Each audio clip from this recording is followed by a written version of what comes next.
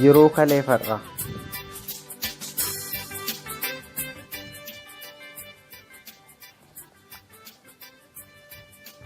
Jirra maqaaf jiruu dhandhamachaa, kan har'aa jiraachaa, kan kalee komachaa, irra keessa kolfaa keessa guggubachaa, Rabbiif haa galatu har'a ga'uunfaacha, Rabbiif haa galatu har'a ga'uunfaacha.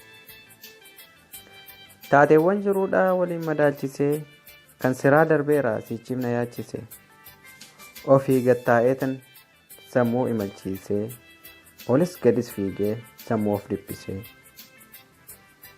Kaleessicha dhiiseen borii koofa faarse, har'a jedheen kaleessa ukkaamsee, tas akka mul'anne bulukkoo uwwisee, kalee koo mul'ataa sa'adii san dhoksee.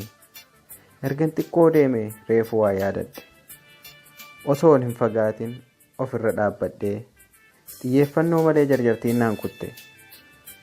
Kaleessi yoon jirre har'i eessaa dhufte?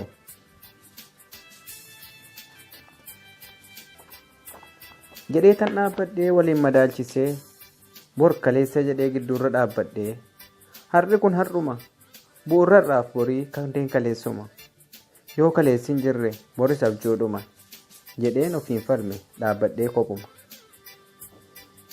Ergan kana maraa ofitti dubbadhee, eessa akkan jiru reefu of yaadadhee, fuuldura koo dhiiseen of duuba mil'adhe. Hundee bu'uura koo kaleessaa yaadadhe, hundee bu'uura koo kaleessaa yaadadhe.